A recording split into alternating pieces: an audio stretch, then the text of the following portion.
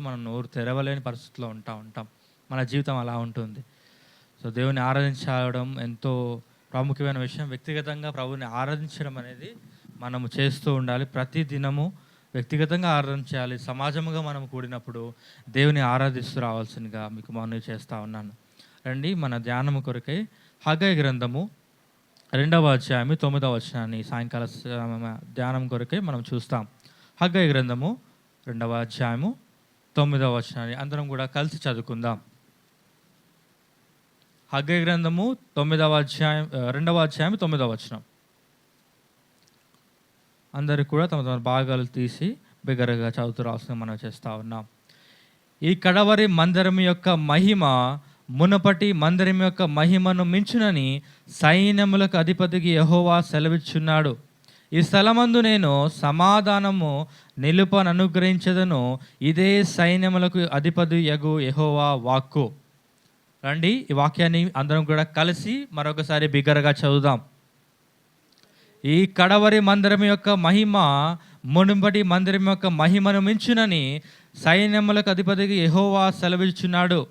ఈ స్థలమందు నేను సమాధానం నిలుపను అనుగ్రహించదను, ఇదే ఈ సైన్యములకు అధిపతి యెహోవా వాక్కు. చూసినట్లయితే ఆరాధన వర్తమానంలో కూడా మనం చూస్తూ వచ్చినాము. దేవుడు సమాధానాన్ని కర్త. ఆ సమాధానాన్ని కర్త అయిన దేవుడు మన జీవితాల్లో చేస్తూ వచ్చిన మేలులను మనం చూస్తూ వచ్చినాము. అయితే ఆ సమాధానకర్త అయిన దేవుడు మనకు ఆ మేలులను మనం పొందాలి అని అంటే దేవుడితో మనం కలిగి ఉండాల్సిన ఆ బాంధవ్యము, లేదా దేవుడు మనకు చెప్తా ఉన్న ఆ దేవుడు మనకు ఇస్తున్న ఆజ్ఞలు మనం ఎలా అనుసరించాలి, లేదా దేవుడు మనకి ఇస్తున్న ఆజ్ఞ ఏంది, దేవుడు మన నుంచి ఏం కోరుతున్నాడు అనేది మనం చూస్తూ రావాలి. మన జీవితంలో సమాధానాన్ని కలిగి ఉండాలి, లేదా మన జీవితం సమాధానంతో కొనసాగాలి అని అంటే దేవుడు మనకిచ్చిన ఆజ్ఞలను మనం అనుసరించి నడుచుకోవాలి. రండి, కీర్తనలు 122వ కీర్తన 7వ వచనం. 122వ కీర్తన 7వ వచనము. నీ ప్రాకారంలో నెమ్మది ఉండును గాక, నీ నగరాలలో క్షేమం ఉండును గాక. రెండవ మాట ఇది. చూసినట్లయితే మొదటిగా సమాధానం చెప్తున్నాడు. సమాధానము నిలుపని అనుగ్రహిస్తూ ఉన్నాడు. అలాగే మన ప్రాకారాలలో నెమ్మది, సమాధానము నెమ్మది, రెండు పదాలు ఇక్కడ చూస్తున్నాం. సమాధానం అని మనము హగ్గయి గ్రంథంలో చూస్తూ ఉన్నాము. కీర్తనలలో చూసినట్లయితే నెమ్మది, నీ ప్రాకారములలో నెమ్మది కలుగును గాక, అలాగే నీ నగరులలో క్షేమముండును గాక. ఈ సంగతులు సమాధానము, అలాగే మనకు నెమ్మది, అలాగే మన జీవితాల్లో క్షేమము మనం కలిగి ఉండాలంటే మనం చేస్తూ రావాల్సిన విషయాలు ఏమైతే ఉన్నాయో దేవుని వాక్యాల్లో దేవుడు మనకు స్పష్టంగా రాసి ఉంచున్నాడు. ఆ వాక్యాలలో మనం ప్రభు వెలుగులో, దేవుని వెలుగులో మనం చూసేవారుగా ఉందాం. రండి, యోబు గ్రంథము 22వ అధ్యాయము 21వ వచనం. యోబు గ్రంథము 22వ అధ్యాయము 21వ వచనము. ఆయనతో సహవాసము చేసిన ఎడల నీకు సమాధానము కలుగును, అలాగున నీకు మేలు కలుగును. వచ్చినట్లయితే మొట్టమొదటి మాట యోబు గ్రంథము 22వ అధ్యాయము 21వ వచనంలో మనము ఆయనతో సహవాసము చేసిన ఎడల, అంటే ఆయనతో సహవాసము చేసిన ఎడల నీకు సమాధానము కలుగును, అలాగున నీకు మేలు కలుగును అంటూ ఉన్నాడు. అంటే మనము దేవునితో సహవాసము కలిగి ఉండాలంటా ఉన్నాడు. ఆయన మన జీవితాల్లో సమాధానము నెమ్మదిని కలుగజేయాలంటే మనము ఆయనతో కలిసి సహవాసం చేయాలి. ప్రతిదినము వ్యక్తిగతంగా దేవుణ్ణి ప్రార్థించట్లో, దేవుని వాక్యమును ధ్యానించట్లో, ప్రభువుని ఆరాధించట్లో, అలాగే కుటుంబంగా మనము దేవుని సేవించట్లో కూడా అలా చేస్తూ ఉండడం ద్వారా దేవునితో మనం సహవాసం కలిగి ఉన్నాం. అలా చేయగలుగుతాం, దేవునితో అలా సహవాసం చేయగలుగుతాం. ఒంటరిగా ఉండి మనం సహవాసం ఉండవచ్చు, అలాగే కుటుంబంతో, సంఘంతో దేవునితో మనం సహవాసం కలిగి ఉండవచ్చు. అండి, కొరింథీయులకు రాసిన మొదటి పత్రిక 1వ అధ్యాయం 9వ వచనంలో భక్తుడు సెలవిస్తున్న మాట చూడండి. కొరింథీయులకు రాసిన మొదటి పత్రిక 1వ అధ్యాయం 9వ వచనము. మన ప్రభు అయిన యేసుక్రీస్తు అను తన కుమారుని సహవాసమునకు మిమ్మును పిలిచిన దేవుడు నమ్మదగినవాడు. ఆయనతో సహవాసము కలిగి ఉండాల్సిన వారము మనము. ఆయన ఎవరు అని చూస్తూ వచ్చినట్లయితే మన ప్రభు అయిన యేసుక్రీస్తు అను తన కుమారుని సహవాసమునకు మిమ్మును పిలిచిన దేవుడు నమ్మదగిన వాడు. మన దేవుడు నమ్మదగిన వాడు. ఆయన సహవాసంను ఆయన మనతో మానవులతో దేవుడు సహవాసాన్ని కోరుకుంటా ఉన్నాడు. పాపులమైన మనము, చెడిపోయిన మనము ఆయన దేవుని రాజ్యానికి ఏమాత్రము హక్కుదారులము కాని మనము, అన్యులమైన మనము, పరదేశులమైన మనము, అలాంటి జీవితం జీవిస్తున్న మనల్ని దేవుడు మనతో సహవాసాన్ని కోరుకుంటా ఉన్నాడు. ఆయన మనలో నేను మీలో నివసించదను, మీతో కాపురం ఉండేదని దేవుడు సెలవిస్తూ ఉన్నాడు.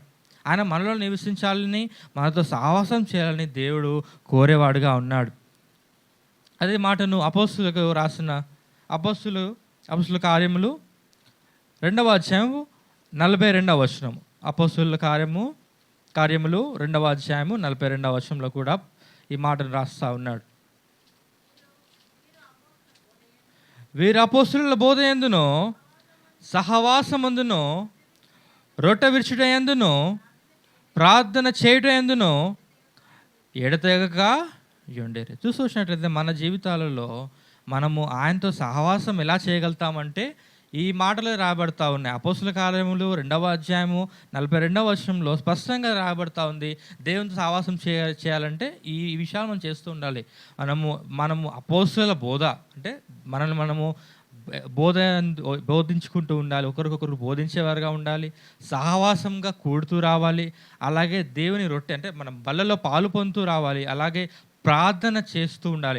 ఇలాంటి అన్ని విషయాలలో వీరు అపోస్తుల బోధనందును, సహవాసమందును, రొట్టె విరుచుటందును, ప్రార్థన చేయుటయందును ఎడతెగక ఉండిరి. అంటే తెగకుండా, అంటే కంటిన్యూస్ ఒక చైన్ మనం తీసుకున్నట్లయితే అది అలాగే ఉంటుంది. చైన్ ఎక్కడ కూడా తెగకుండా స్ట్రైట్గా ఉంటుంది. అలాగా తెగకుండా మనము దేవునితో సహవాసాన్ని చేయాలంటే మనం ఈ విషయాలు కలిగి ఉండాలి. ఆయనతో సహవాసం చేయాలి, రొట్టె విరవాలి, ఆయనకు ప్రార్థన చేస్తూ ఉండాలి. దాని విషయంలో ఎడతెగక ఉన్నట్లయితే మన జీవితాల్లో మనము సమాధానాన్ని కలిగి ఉంటాం, నెమ్మదిని కలిగి ఉంటాం, మన ప్రాకాలలో సమాధానం ఉంటుంది. ఆ విషయాలను మనము జ్ఞాపకం ఉంచవలసి ఉండాలి.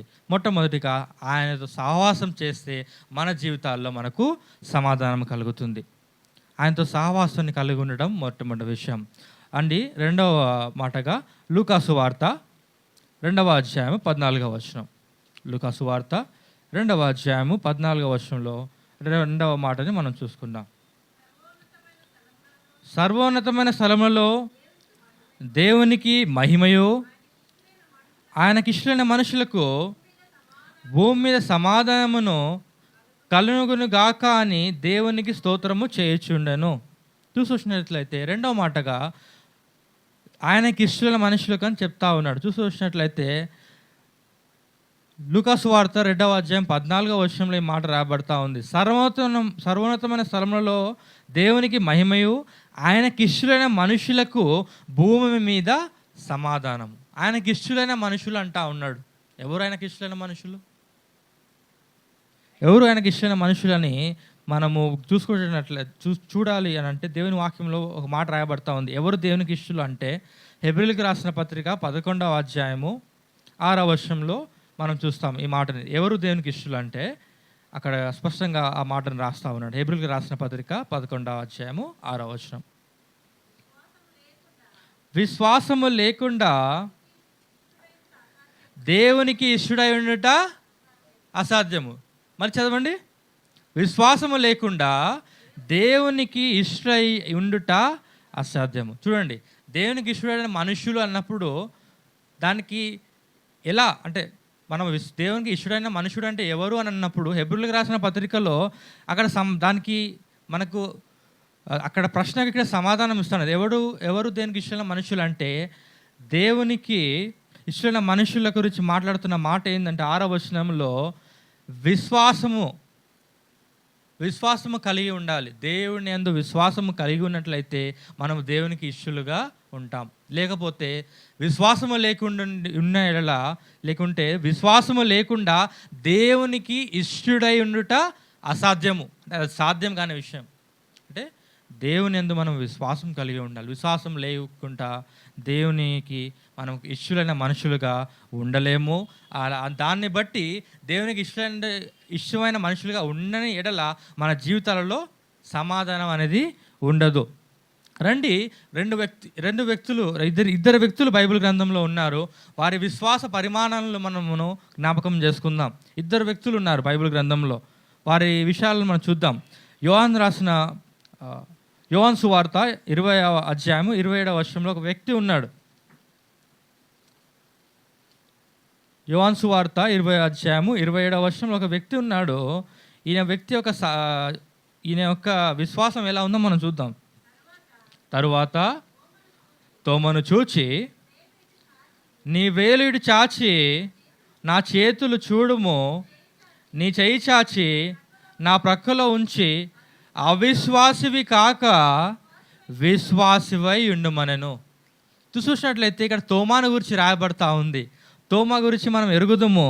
తోమా ప్రభువైన యేసుక్రీస్తు వారు పునరుత్థానుడై శిష్యులను కలుసుకోవడానికి వచ్చినప్పుడు తోమా అక్కడ లేడు. తర్వాత ప్రభువైన యేసుక్రీస్తు వారు అక్కడి నుంచి వెళ్ళిపోయిన తర్వాత తోమా వచ్చిన తర్వాత శిష్యులు చెప్పినారు, మేము ప్రభువైన యేసుక్రీస్తుని చూసినాం, ఆయన వచ్చాడంటే. నేను ఆయన వ్రేలలో, అంటే ఆయన ప్రక్కలో వేలు పెట్టి ఆ గాయములలో వేలు పెట్టి చూస్తే కానీ నేను నమ్మనంటా వచ్చినాడు. అంటే విశ్వాసం లేదు తోమాకి. చూసినట్లయితే దేవుడు ఆయన మాటను ముందే ఎరిగినవాడే ఆ మాట చెప్తా వచ్చినాడు. అక్కడ తోమా మాట చూడండి, తోమా చెప్పిన మాట కానీ అక్కడ 25వ వచనంలో రాస్తూ ఉన్నాడు. యేసు వచ్చినప్పుడు 12 మందిలో ఒకడై ఉన్న దిదుమ అనబడిన తోమా వారితో లేకపోయిన గనుక తక్కిన శిష్యులు మేము ప్రభువును చూచితిమని అతనితో చెప్పగా, అతడు నేను ఆయన చేతులలో మేకుల గుర్తును చూచి నా వ్రేలు ఆ మేకుల గుర్తులలో పెట్టి నా చెయ్యి ఆయన ప్రక్కలో ఉంచితేనే కానీ నమ్మనని వారితో చెప్పాను. ఇలా ఉంటుంది మన విశ్వాసం. తోమా గురించి మనం బాగా అంటూ ఉంటాం, తోమాని గురించి అవిశ్వాసి అంటూ ఉంటాం. కానీ ఆ తోమానే భారతదేశానికి మనం సువార్త తీసుకొచ్చాడు. భారతదేశంలో మనము ఇంతగా దేవుని సువార్తను నిజమైన దేవుని తెలుసుకోవడానికి ఆ అవిశ్వాసి అయినా అనుమానించిన ఆ తోమానే మనకు సువార్తని భారతదేశం తీసుకుంటూ వచ్చినాడు. తోమా ఏ మనిషి అయితే విశ్వాసిగా ఉండలేకపోతా వచ్చినాడో ఆ మనిషిని దేవుడు గొప్పగా వాడుకుంటా వచ్చినాడు. ఏదో చూస్తుంటే ఎంతగా చూస్తున్నాడో దేవుడు అతను హెచ్చరిస్తూ ఉన్నాడు. ఏమనంటే అవిశ్వాసివి కాక విశ్వాసివై ఉంటుమంటా ఉంటాడు. ప్రియమైన స్నేహితులారా, ప్రియమైన దేవుని భక్తులారా, దేవుడు మనల్ని హెచ్చరిస్తున్నాడు. నన్ను హెచ్చరిస్తా ఉన్న విషయం అంటే మనం అవిశ్వాసులుగా ఉండవద్దు, మనం విశ్వాసుగా ఉండాలి. దేవుని యందు విశ్వాసం ఉంచి ఆయనను వెంబడించేవారుగా ఉండాలి. ఎందుకంటే విశ్వాసము లేకుండా దేవునికి ఇష్టడై ఉండుట అసాధ్యము కనుక మనము దేవునికి ఇష్టడై ఉండాలంటే విశ్వాసమును కలిగి ఉండాలి. అప్పుడే మన జీవితాల్లో మనకు సమాధానం కలుగుతుంది. మరొక వ్యక్తిని చూద్దాం. ఒక వ్యక్తిని చూసాం ఇప్పుడు, ఆ వ్యక్తిలో విశ్వాసం లేదు. మరొక వ్యక్తి ఉన్నాడు. ఆ వ్యక్తి విశ్వాసం ఎలా ఉందో, ఆ వ్యక్తి తన విశ్వాసాన్ని బట్టిన మేలు ఏందో, ఆ సాక్ష్యం ఏందో మనం చూద్దాం. హెబ్రీయులకు రాసిన పత్రిక 11వ అధ్యాయము 5వ వచనం. హెబ్రీ 11వ అధ్యాయము 5వ వచనం. విశ్వాసమును బట్టి హానోకు మరణము చూడకుండానట్లు కొనిపోబడెను. అతడు కొనుక్కోబడక మునుపు దేవునికి ఇష్టుడై ఉండెనని సాక్ష్యం పొందెను. కాగా దేవుడు అతన్ని కొనిపోయిన కనుక అతడు కనబడలేదు. చూసినట్లయితే రెండో వ్యక్తి కనిపిస్తూ ఉన్నాడు. తోమాను గురించి మనం చూస్తాము. రెండో విషయం చూసినట్లయితే ఒక వ్యక్తి ఉన్నాడు, అతని పేరు హానోకు చూస్తూ వచ్చినట్లయితే అతను దేవుని యందు విశ్వాసం ఉంటున్నాడు. అతని గురించి దేవుడే సాక్ష్యం ఇస్తూ ఉన్నాడు. ఏంటంటే అతడు దేవుడికి, అంటే అతడు కొనిపోబడక మునుపు, అంటే దేవుడు అతన్ని కొనిపోతా వచ్చినాడు. అతడు భూమి మీద ఉన్నప్పుడు అతను ఎలా ఉన్నాడంటే దేవునికి ఇష్టడుగా ఉన్నాడు. ఆ సాక్ష్యాన్ని దేవుని నుండి పొందుతా వచ్చినాడు. కాగా దేవుడు అతన్ని కొనిపోవడానికి కారణమవుతా వచ్చినాడు. ఎందుకంటే అతడు దేవునికి ఇష్టడై ఉన్నాడు, దేవునందు విశ్వాసం ఉంచిన వాడుగా ఉన్నాడు. అతడికి అలాంటి సాక్ష్యం లభిస్తూ వచ్చింది. కానీ ఈరోజు మనల్ని మనం వ్యక్తిగతంగా పరీక్షించుకుంటే మన సాక్ష్యం ఎలా ఉంది? మనము నిజముగా దేవునికి ఇష్టలుగా ఉన్నామా? మన జీవితాల్లో అసమాధానం ఎందుకు ఉంది అని మనం పరీక్షించుకుంటున్నట్లయితే ఇది కూడా ఒక కారణంగా అయ్యుండొచ్చు. మొట్టమొదటిగా ఆయనతో సహవాసం కలిగి ఉంటున్నామా లేదా? మొట్టమొదటి చాలా ముఖ్యమైన విషయం అది. ఆయనతో సహవాసమే లేకుంటే తర్వాత విషయాలు తర్వాత విషయాలు మనం తర్వాత చూడవచ్చు. మొట్టమొదటిగా ఆయనతో సహవాసమే లేకపోతే మనం ఈ లోకంతోనే ఉన్నట్లే. లోకంలో ఉన్న వారికి, అన్యుల జనులకి మనకు వ్యత్యాసం లేదు. మనం వారికి మనకి వ్యత్యాసం లేదు. మనము వారు ఒకటే. ఇక ఆయనతో మనం సహవాసం కలిగి ఉన్నట్లయితే, ఆయనతో మనము సహవాసం చేస్తున్నట్లయితే, ఆయన పిలుపునకు లోబడిన వారమైతే మనకు సమాధానం కలుగుతుంది. రెండవదిగా ఆయనకి ఇష్టమైన మనుషులుగా మనం ఉండాలి, విశ్వాసం ఉంచాలి. ఆయన నందు విశ్వాసం ఉంచడం ద్వారా మనము ఆయనకు ఇష్టమైన మనుషులుగా ఉంటాం. ఆ విషయాన్ని మనం జ్ఞాపకం చేసుకుంటూ మనం మన జీవితాలు పరీక్షించుకొని మనల్ని మనం సరిచేసుకునే వారుగా ఉందాం. రండి, మూడవదిగా యోహాను సువార్త 16వ అధ్యాయము 33వ వచనాన్ని మనం చూద్దాం. యోహాను సువార్త 16వ అధ్యాయము 33వ వచనము.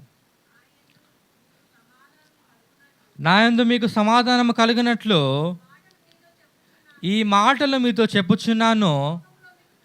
లోకంలో మీకు శ్రమ కలుగును, అయినను ధైర్యము తెచ్చుకొనుడి, నేను లోకమును జయించి ఉన్నాను. చూసినట్లయితే మూడవదిగా శ్రమ కలుగును అని మనకు దేవుడు సెలవిస్తూ ఉన్నాడు. అంటే మన జీవితాల్లో కలగబోయే విషయాలు, అంటే మన జీవితాల్లో వ్యక్తిగతంగా మనకు కలిగే శ్రమలు, లేదా దేవుని నామాన్ని బట్టి, దేవుని నమ్ముకున్న విషయాన్ని బట్టి లోకములు మనల్ని దూషించేవారుగా, ద్వేషించేవారుగా, మనకు దాన్ని బట్టి మనకు శ్రమ వచ్చేదిగా ఉంటుంది. కానీ ఆ శ్రమలను మనం తాలుకొని ఆ శ్రమలలో మనం నిలబడే వారిగా ఉండాలి. మీరు శ్రమ కలిగినప్పుడు మనం ధైర్యం తెచ్చుకోవాలి, ధైర్యం వహించి మనం ఉండాలి. ఎందుకంటే మన దేవుడు మనలో ఉన్నవాడు ఈ లోకంలో జయించిన వాడుగా ఉన్నాడు, ఈ లోకంలో జయించి ఉన్నాడు. ఆయన మనకు ధైర్యం చెప్తా ఉన్నాడు. మీకు శ్రమ కలుగును, ఆయన ధైర్యం తెచ్చుకోండి, నేను లోకమును జయించి ఉన్నానని చెప్తా ఉన్నాడు. సో మనం దేవునితో మన జీవితంలో మనకు సమాధానం ఉండాలంటే శ్రమలకు తాలుకొని శ్రమలలో నిలిచేవారుగా ధైర్యము, శ్రమ రాగానే మన జీవితాలు ఎలా అయిపోతాయంటే, ఎప్పుడు కూడా క్రైస్తవ జీవితంలో శ్రమలు, మనం చాలామంది ఏమనుకుంటారు, లేకపోతే అన్యజనులు ఏమనుకుంటారు, లేదా కొంతమంది బోధించే విధానం ఎలా ఉంటుందంటే, యేసుని నమ్ముకోండి, మీ జీవితాల్లో ఇక కష్టాలు ఉండవు, దుఃఖాలు ఉండవు, ఏముండవు, మొత్తం సుఖమే ఉంటుంది, ఆశీర్వాదాలు వస్తాయి, మీ జీవితంలో సమృద్ధి ఉంటుంది, ఇక మీకు ఎలాంటి లోటు ఉండదు అన్నట్టుగా బోధిస్తూ ఉంటారు. చాలామంది అలాంటి విశ్వాసం అలా ఉంటారు. నమ్ముకున్న తర్వాత బాగానే ఉంటుంది, నమ్ముకుంటారు, కొంత సమయం గడిచిపోతుంది, మెల్లమెల్లిగా శ్రమలు వస్తాయి.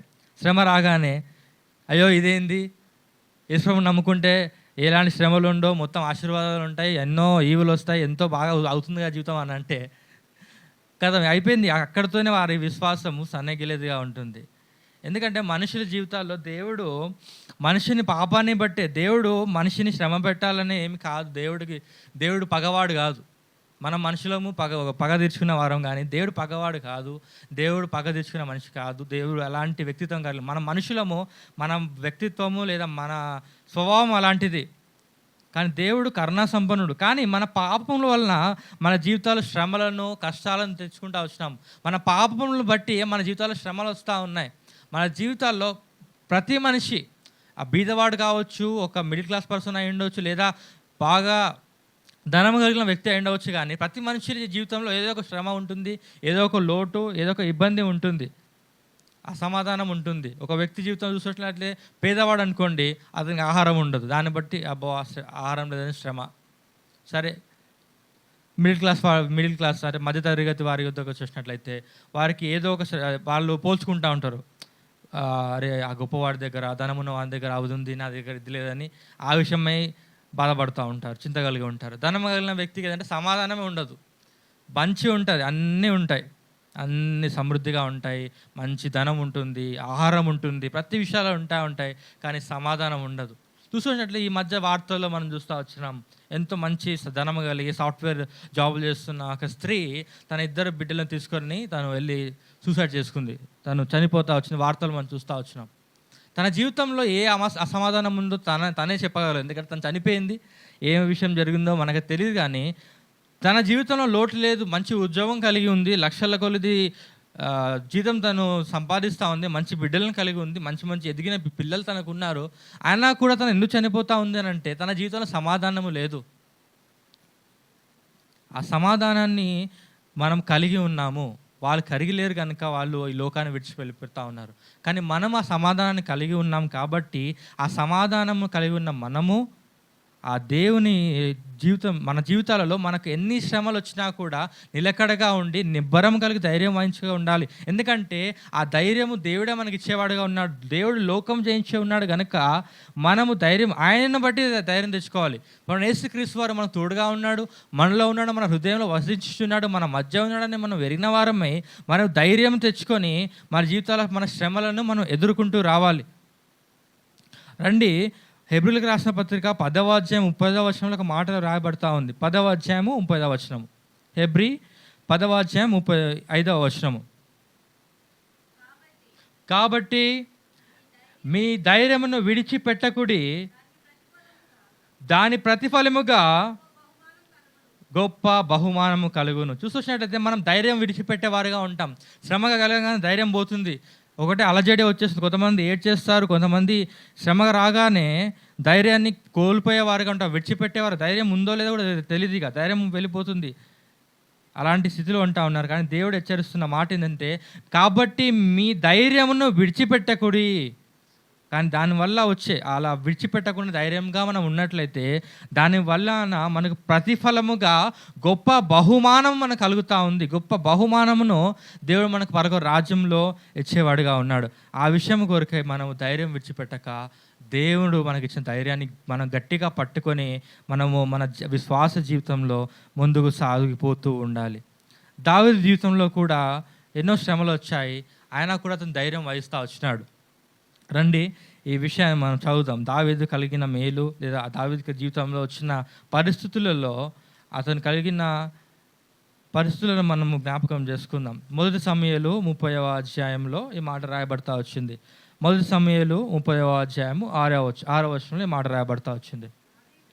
దావీదు మిక్కిలి దుఃఖపడెను, మరియు తమ తమ కుమారులను బట్టి కుమార్తెలను బట్టి జనులందరికీ ప్రాణం విసిగినందున రాళ్ళు రువ్వి దావీదును చంపుదుము రండని వారు చెప్పుకొనగా, దావీదు తన దేవుడైన యెహోవాను బట్టి ధైర్యము తెచ్చుకొనెను. చూసినట్టయితే దావీదు ఎంతో మంచివాడు, దేవుని ద్వారా సాక్ష్యం పొందినవాడు. దావీదు వంటి వాడు ఎవరు లేరన్నట్టుగా అతను ఎంతో కీర్తనలో ఎంతో దేవుని స్తుతించేవాడుగా, దేవుని ఎంతో ఆరాధించేవాడుగా ఉంటా ఉన్నాడు. దేవునికి ఇష్టడైన మనుషుడిగా ఉన్నాడు. కానీ అలాంటి దావీదు జీవితంలోనే ఎంత గొప్ప శ్రమ వచ్చింది. ఇక్కడ చూసినట్లయితే దావీదు మిక్కిలి దుఃఖపడెను. ఎందుకు అంటే తన కుమారులను బట్టి కుమార్తెలను బట్టి జనులందరి ప్రాణం, అంటే ఇజ్రాయెల్ ప్రజలందరి ప్రాణం విసిగిపోయింది. వారు చేస్తూ వచ్చిన దురాక్రమణను బట్టి, వారు వస్తున్న ఆ దుష్కార్యాలను బట్టి వారికి ప్రాణం విసిగిపోయింది, విసుగు వచ్చేసింది. ఏంటి ఇలాంటి మనుషులు, ఎవరు వీరు, ఎలాంటి దుష్కార్యాలు చేస్తూ ఉన్నారు, దేవునికి విరోధంగా చేస్తూ ఉన్నారని చెప్పి, రండి మనం వెళ్ళి వారిని రాళ్ళు చంపేద్దామని పాత నిబంధన అంటే మనకు ధర్మశాస్త్రం బట్టి రాళ్ళు రువి చంపాలనేది ధర్మశాస్త్రం రాయబడతా వచ్చింది. అదే కార్యాన్ని చేయడానికి వాళ్ళు పూనుకుంటా వస్తూ ఉన్నారు. కానీ దావీదు అక్కడ దుఃఖపడ్డాడు. దావీదు దుఃఖపడ్డాడు. దుఃఖం పడలేదని అక్కడ రాయబడలేదు. కానీ దుఃఖపడినా కానీ తర్వాత తను చేస్తూ వచ్చిన మాట, తను చేస్తూ వచ్చిన పని ఏంటంటే, దావీదు తన దేవుడైన యెహోవాని బట్టి ధైర్యము తెచ్చుకొనెను. చూడండి, అక్కడ మరణం వస్తూ ఉంది. మరణము అంటే తననే కాకుండా తన కుటుంబాన్ని అంతటి, తన కుమారులను కుమార్తెలను చంపట కొరకే ఆ ఇశ్రాయేల్ ప్రజలంతా కూడా రాళ్ళు రూపి చంపడానికి వస్తూ ఉన్నారు. అయినా కూడా అక్కడ దావీదు ధైర్యం తెచ్చుకున్నాడు. ఎవరిని బట్టి? తన దేవుడైన యెహోవాని బట్టి దావీదు ధైర్యం తెచ్చుకుంటూ వచ్చినారు. మరి మనకేమైంది? ఎందుకు మన జీవితాలలో మనకు శ్రమ వచ్చినప్పుడు, మరణకరమైన వ్యాధులు వచ్చినప్పుడు మనము విశ్వాసాన్ని ఎందుకు కోల్పోతూ ఉన్నాం? ఎందుకు మన దేవుని మనం జ్ఞాపకం చేసుకోవడం లేదు? అందుకే మన జీవితాల్లో సమాధానం అనేది లేకుండా పోతూ ఉంది. ఎప్పుడైనా కూడా శ్రమ వచ్చింది, ఎప్పుడైనా అనారోగ్యం వచ్చేసింది, ఎప్పుడైనా ఎలాంటి అసమాధాన పరిస్థితులు వచ్చినా కానీ మన జీవితాల్లో మనం ధైర్యం తెచ్చుకునే వారుగా ఉండాలి. దేవుడిని మనం జ్ఞాపకం చేసుకునే వారుగా ఉండాలి. దేవుడు నాకు ఉన్నాడు, దేవుడు నాకు తోడుగా ఉన్నాను, ఆయన నా ధైర్యము, ఆయన నా కేడము, ఆయనే నాకు శైలమై ఉన్నాడని ఆయన మనం జ్ఞాపకం చేసుకొని ఆయనను బట్టి మనం ధైర్యం తెచ్చుకునే వారుగా ఉండాలి. లోకస్తుల వలె మనము ధైర్యం చెడిన వారమై కూర్చొని ఏడ్చే వారంగా, భయభ్రాంతులు గురయ్యే వారంగా, దాన్ని బట్టి మనము ఎంతో రోదనకు గురిచేందే వారుగా మనం ఉంటాం. ఒక్కొక్కసారి మనం విశ్వాసులమైనా అని చెప్పి మనము గుర్తు చేసుకున్నట్టయితే మనము అలాంటి పరిస్థితుల్లో ఉంటాం. మనము వ్యక్తిగత జీవితాల్లో విశ్వాసం కలిగిన వారుగా ఉంటాం, కానీ పరిస్థితులు వచ్చినప్పుడు మనము మారిపోతాం. లోకస్తుల వల్లే ప్రవర్తిస్తూ ఉంటాం. లోకస్తుల వల్లే ధైర్యం చెడిన వారమై, ధైర్యం లేని వారమై, దేవుడు మనకి తోడు లేడు అన్నట్టుగా ఒక్కొక్కసారి దేవుడినే మనం నిందిస్తూ ఉంటాం. మన జీవితాల్లో వచ్చే శ్రమలు వస్తాయి. దేవుడే చెప్తా వచ్చినాడు, లోకంలో మీకు శ్రమ కలుగును, ఆయనను మరణం వరకు నమ్మకముగా ఉంటామన్నాడు. ఎందుకంటే ఆయన లోకం జయించిన ఉన్నాడు. దేవుడు చెప్పినాడు, లోకంలో మీకు శ్రమ కలుగును, ఆయనను ధైర్యం తెచ్చుకోనండి. దేవుడు చెప్పినాడు మన జీవితంలో శ్రమ కలుగుతుంది. అంటే శ్రమల వలన దేవుడు మనను దీనులుగా చేస్తూ ఉన్నాడు. దేవుడు తన భయభక్తులలో ఆయన మనకు ఉన్నాడని, ఆయన మనను సమాధానపరుస్తాడని, మన జీవితంలో అన్ని చక్కపరుస్తాడని మన విశ్వాసం కలిగి నడుస్తూనే మన జీవితంలో సమాధానం ఉంటుంది. మనము విశ్వసించకుంటే ఆయనను బట్టి మనం ధైర్యం తెచ్చుకోనకపోతే మన జీవితాల్లో మనము సమాధానము కలిగి ఉండలేము. రండి, 4వదిగా మరొక మాటను చూద్దాం. రోమీలకు రాసిన పత్రిక 2వ అధ్యాయము 10వ వచనం.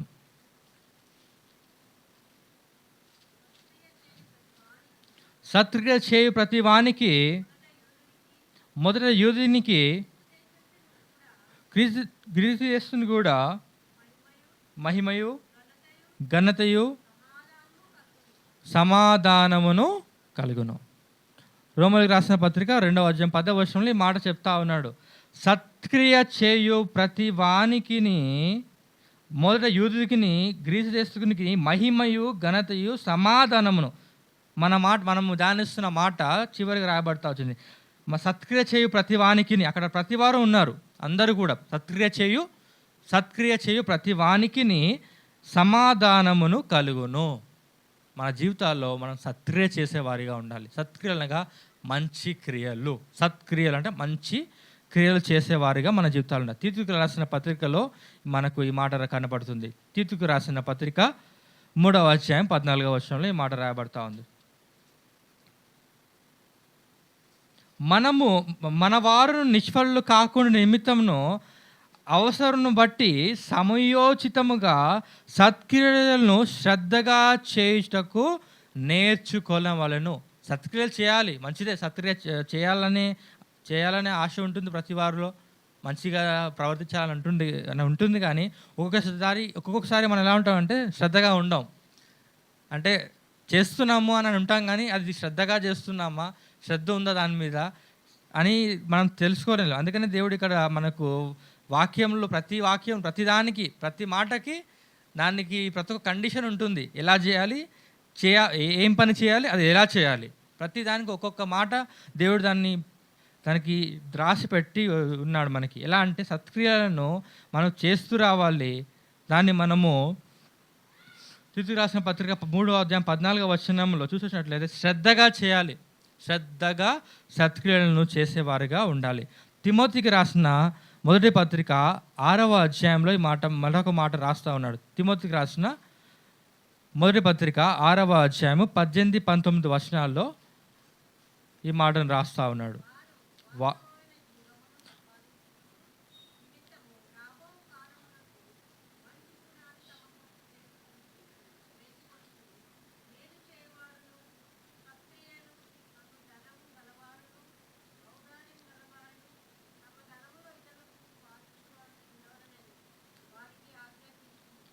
చూసినట్లయితే ఇక్కడ రాస్తా ఉన్నాడు. తిమోతికి రాసిన మొదటి పత్రిక 6వ అధ్యాయము 18-19 వచనాల్లో మనము సత్క్రియ అంటే ఏందో దేవుడు ఇక్కడ మనకు చెప్తా ఉన్నాడు. విస్తారంగా మనకు రాయబడతా వచ్చింది. వారు వాస్తవమైన జీవమును సంపాదించుకునే నిమిత్తము, రాబో కాలమునకు జీవము సంపాదించుకునే నిమిత్తము మంచి పునాది తమ కొరకు వేసుకొనుచు మేలు చేయువారును సత్క్రియలను అను ధనము గలవారును ఔదార్యము గలవారును తమ ధనములో ఇతరులకు పాలిచ్చువారునై ఉండవారిని వారికి ఆజ్ఞాపించును. చూసినట్టయితే మన జీవితాల్లో సత్క్రియలు అంటే మన ఔదార్యం అంటే ఒకరి ఎడల అంటే మన ఎదురు వారి అవసరాల్లో మనం పాలివారుగా ఉండాలి. ఏమైనా ధనం ఉంది, ఎదురువారు అవసరాల్లో ఉన్నారు, మన సహోదరులే ఉండవచ్చు, మన పొరుగువారు అయి ఉండవచ్చు, వారికి మనం ఔదార్యము చూపించాలి, వారికి మనము మేలుచేరిగా ఉండాలి, వారి అవసరతల్లో మనం పాలివారుగా ఉండి వారికి మనం మేలు చేసేవారుగా ఉండాలి. అదే విషయాన్ని మనము అపోస్తుల కార్యము 9వ అధ్యాయము 36వ వచనంలో ఒక స్త్రీ గురించి చూస్తాం. అపోస్తుల కార్యములు 9వ అధ్యాయం 36వ వచనం, ఒక స్త్రీ ఈ పని చేస్తూ వచ్చింది. అది విషయాన్ని దేవుడు మనకు వాక్యం రాసి మనకు చూపిస్తూ ఉన్నాడు, సాదృశ్యంగా పెట్టినాడు. మరియు యొప్పేలో తబితా అని ఒక శిష్యురాలు ఉండెను. ఆమెకు భాషాంతరమున దోర్కా అని పేరు. ఆమె సత్క్రియలను ధర్మ కార్యములు బహుగా చేసి ఉండెను. చూసినట్లయితే సాక్ష్యం పొందుతా వచ్చింది తను. మరియు యొప్పేలో తబితా అని ఒక శిష్యురాలు ఉండెను. ఆమెకు భాషాంతరమున దోర్కా అని పేరు. ఆమె సత్క్రియలను ధర్మ కార్యములను బహుగా చేసి ఉండెను. అంటే చేస్తూ వచ్చింది. తన జీవితాలు సాక్ష్యం పొందడానికి కారణం ఏంటంటే ఆమె ధర్మకార్యాలు మొట్టమొదటిగా సత్క్రియలను, తర్వాత ధర్మ కార్యములను బహుగా చేస్తూ వచ్చింది. మన జీవితాల్లో మనం సమాధానం కలిగి ఉండాలంటే 4వ లక్షణం మనం కలిగి ఉండాల్సిన మనం ఏంటంటే సత్క్రియలను చేస్తున్నాం. మంచి పనులు, దేవుని వాక్యంలో ఏ మంచి పనులు అయితే రాయబడతా వచ్చినాయి ఆ పనులన్నింటినీ మనం చేసేవారుగా మన జీవితాల్లో మనం ఉండాలి. చివరిగా మనం ముగించడానికి ముందుగా మరొక మాటను చూసుకొని మనం ముగించుకుంటాం. యెషయా గ్రంథము 32వ అధ్యాయము 17వ వచనం. యెషయా గ్రంథము 32వ అధ్యాయము 17వ వచనం.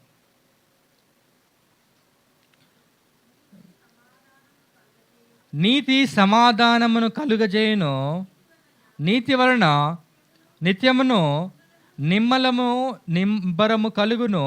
అప్పుడు నా జనులు విశ్రమ స్థలమునందు, ఆశ్రయ స్థలములందు, సుఖకరమైన నివాసములందు నివసించుదురు.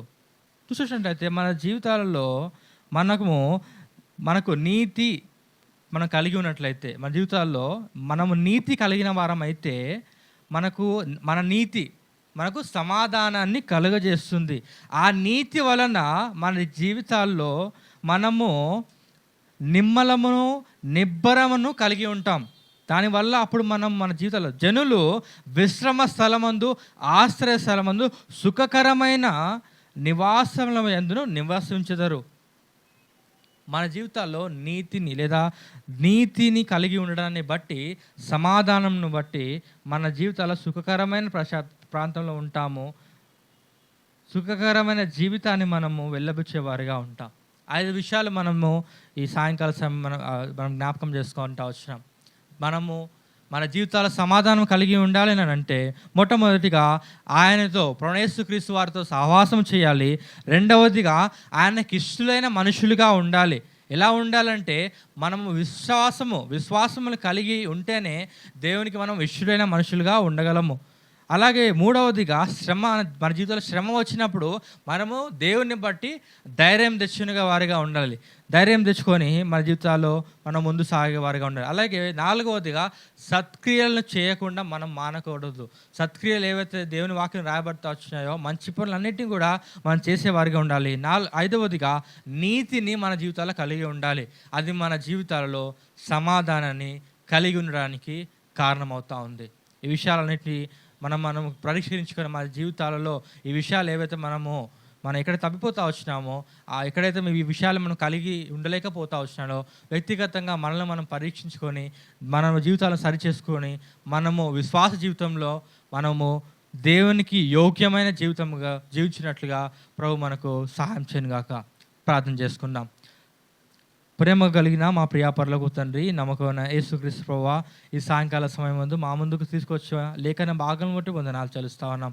ప్రభువా, మీరు మా జీవితంలో సమాధానమై ఉన్నారని మాకు ఆరాధన వర్తమానం మీరు జ్ఞాపకం చేస్తూ వచ్చినారు. ప్రభువా, మా జీవితంలో మేము సమాధానం కలిగి ఉండేవారమై ఉండాలంటే మీతో సహవాసం చేయాలని, దేవా మేము మీకు ఇష్టమైన మనుషులుగా ఉండాలని, అలాగే ప్రభువా మా జీవితంలో శ్రమలు వచ్చినా తండ్రి మేము నిబ్బరము కలిగి ధైర్యం తెచ్చుకోవాలని, అలాగే తండ్రి సత్క్రియలను చేయవారుగా మా జీవితాల్లో మేము ఉండాలని తండ్రి, అలాగే మా జీవితాల్లో నీతిని కలిగి ఉండాలని మాకు మీరు మా జ్ఞాపకం చేసిన వందనాలు చెల్లిస్తూ ఉన్నాం. ఏ విషయంలో అయితే మేము తప్పిపోతూ వచ్చినామో మమ్మల్ని మీరు శ్రమిస్తూ రావాల్సిన ప్రార్థిస్తూ ఉన్నాం. ప్రభువా మా జీవితాల్లో ఇలాంటి విషయాలను దేవా మేము కలిగి ఉండేవారుగా, మమ్మల్ని మేము సరి చేసుకొని మా విశ్వాసమును ఈ పరుగు పందెంలో దేవా ఓపికతో అంతం వరకు మేము పరిగెత్తేవారుగా, దేవా మహిమ కిరీటము పొందువారుగా మమ్మల్ని సిద్ధపరుస్తూ రావాల్సిందిగా ప్రార్థిస్తూ ఉన్నాం. ఈ సాయంకాల సమయంలో మీరు ఇచ్చిన ఈ గొప్ప సరణం బట్టి వందనాలు చెల్లిస్తూ ఉన్నాం. ప్రభా మరి ఇచ్చిన గొప్ప వాక్యం బట్టి వందనాలు చెల్లిస్తూ ఉన్నాం. ఈ సమయంలో తండ్రి దేవా మేము మా గృహాలు వెళ్ళినై ఉండగా మీ సమాధానం మా ఎండలు బయలుదేరి రాస్తుందిగా ప్రార్థిస్తున్నాం. మీరు మాతో ఉండి మా యొక్క సమాధానమే వింటా ఉన్నారని మేము విన్నాం. ప్రభా మీరు మాతో ఉండి మా సమాధానం దేవా మేము సమాధానం కలిగి జీవించినట్టుగా మాకు కృప చూపుతూ రావాల్సిందిగా ప్రార్థిస్తూ యేసుక్రీస్తు మా రక్షకుని నామంలో ప్రార్థించి స్తుతించి అడిగి వేడుకుంటూ ఉన్నాము తండ్రి. ఆమేన్.